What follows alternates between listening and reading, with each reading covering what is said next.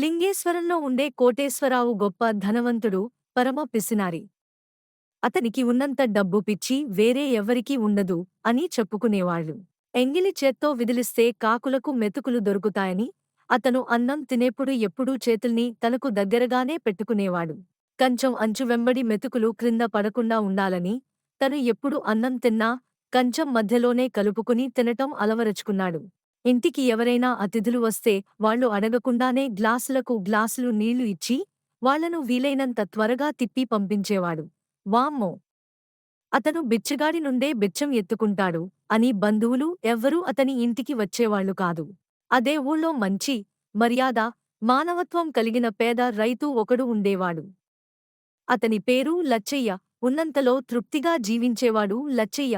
ఇంటికి వచ్చిన అతిథులకు దేన్నైనా ప్రేమానురాగాలతో పంచేవాడు.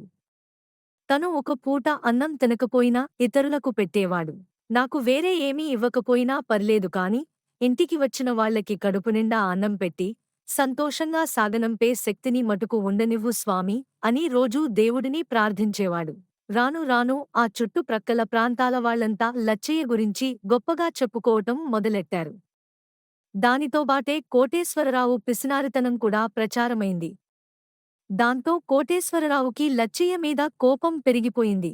చివరికి అతనిక తట్టుకోలేక, దూరం నుండి పిలిపించిన రౌడీలను కొందరిని లచ్చయ్య ఇంట్లో దొంగతనానికి పంపించాడు. ఆ రోజు రాత్రి వాళ్లు భోజనం కోసం వెతుక్కుంటుంటే ఎవరో చెప్పారు, ఈ టైములో భోజనం ఎక్కడ దొరుకుతుంది? ప్రక్కనే లచ్చయ్య ఇంటికి పోండి, కనీసం ఏ ఊరగాయో వేసి ఇంత అన్నం పెడతాడు అని. అట్లా ఆ దొంగలు లచ్చయ్య ఇంట్లోనే భోజనాలు చేశారు. మరి ఆ సమయంలో వాళ్ళు ఏమనుకున్నారో ఏమో, ఆ రోజు రాత్రి కోటేశ్వరరావు ఇంట్లోనే దోపిడీ జరిగింది. దొంగలు అతని దగ్గరున్న డబ్బుని, నగల్ని, విలువైన సామాన్లని మొత్తం దోచుకుపోయారు. ఖల్లో ఉన్న కోటేశ్వరరావు కుటుంబానికి కూడా లచ్చయ్యే ఆసరాగా నిలిచాడు. వాళ్ళు తినేందుకు రోజూ భోజనం వండి పంపించాడు. అంతలో వాళ్ల పొరుగురు లింగగిరిలో చెరువు కట్ట తెగింది, నీళ్లన్నీ ఊళ్ళోకి వచ్చాయి. పలు కుటుంబాలకు చెందిన ఇళ్లు కూలిపోయాయి. లచ్చయ్య ముందుపడి పునరావాసపు పనులు మొదలుపెట్టాడు.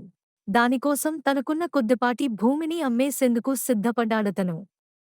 అయితే ఊళ్ళో వాళ్లంతా ముందుకొచ్చి చందాలు వేసుకుని ఆ పనిని తమ వంతుగా నెరవేర్చారు. అంతలోనే మరో అద్భుతం జరిగింది. లచ్చయ్య కృషిని మెచ్చుకుంటూ ఎవరో కోటీశ్వరుడు ముందుకొచ్చి పెద్ద మొత్తం విరాళంగా ఇచ్చాడు.